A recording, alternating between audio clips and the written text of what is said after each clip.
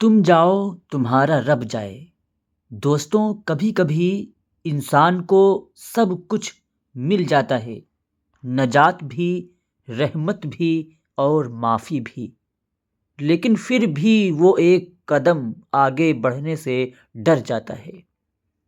حضرت موسیٰ علیہ السلام بنی اسرائیل کو لے کر چلے اس زمین کی طرف جس کا وعدہ خود اللہ تبارک و تعالی نے کیا تھا، ارض مقدس، وہ زمین جہاں نبیوں نے قدم رکھے تھے، جہاں برکت تھی، امن تھا اور غلامی کے بعد آزادی ان کا انتظار کر رہی تھی۔ لیکن دوستوں، منزل پاس ہو تو امتحان بھی سخت ہو جاتا ہے۔ جاسوسوں کی رپورٹ۔ دوستوں، حضرت موسیٰ علیہ السلام نے قوم کے 12 لوگوں کو بھیجا تاکہ وہ زمین کا حال دیکھ کر آئیں۔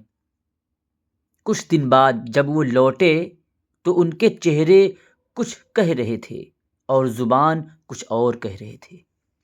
انہوں نے کہا، زمین بہت اچھی ہے، دودھ اور شہد بہتا ہے، لیکن پھر ایک جملہ آیا جس نے پوری قوم کا دل توڑ دیا کہ وہاں بہت طاقتور لوگ رہتے ہیں، اونچے قلعے ہیں، ہم ان سے لڑ نہیں سکتے۔ دوستوں، یہیں سے صبر ٹوٹ جاتا ہے اور ڈر حاوی ہو جاتا ہے۔ 2 آوازیں۔ دوستوں، 2 راستے۔ اسی بھیڑ میں 2 لوگ کھڑے ہوئے، یوشع بن نون علیہ السلام اور کالب علیہ السلام۔ انہوں نے بلند آواز میں کہا کہ اللہ تبارک و تعالی پر بھروسہ رکھو، اگر وہ ہمارے ساتھ ہے تو کوئی طاقت ہمیں روک نہیں سکتی۔ لیکن ڈر عقل سے زیادہ تیز ہوتی ہے۔ قوم چلانے لگی، رونے لگی، اور پھر وہ جملہ کہا گیا جو تاریخ میں درج کیا گیا ہے۔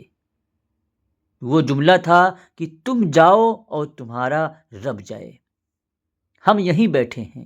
دوستوں، یہ صرف نافرمانی نہیں تھی، بلکہ یہ احسان فراموشی تھی۔ حضرت موسیٰ علیہ السلام کی ٹوٹتی ہوئی دعا۔ حضرت موسیٰ علیہ السلام کا دل کانپ اٹھا۔ انہوں نے سر جھکا کر کہا کہ اے میرے رب، میں اور میرا بھائی ان کے سوا کسی پر اختیار نہیں رکھتے۔ یہ نبی کی تھکان تھی دوستوں، یہ صبر کی آخری حد تھی۔ اللہ تبارک و تعالیٰ کا فیصلہ۔ اللہ تبارک و تعالیٰ نے فرمایا، یہ زمین اب ان پر 40 سال تک حرام ہے۔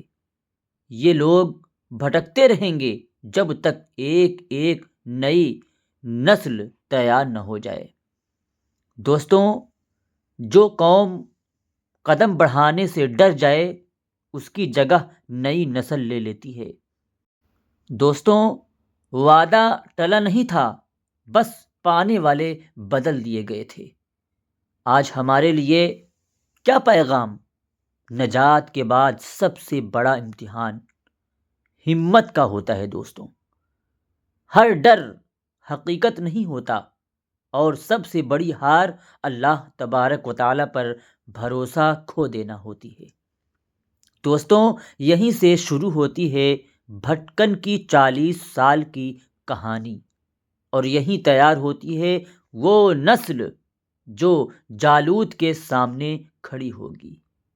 لگے رہیں ہمارے چینل کے ساتھ۔ اگر ویڈیو اچھی لگی ہو تو ایک لائک اور اسے زیادہ سے زیادہ شیئر کریں، اور اس کے آگے کا واقعہ جاننے کے لیے امان اسلامک اسٹوریز کو سبسکرائب کر دیں۔ شکریہ۔ خدا حافظ۔ السلام علیکم ورحمۃ اللہ تعالی وبرکاتہ۔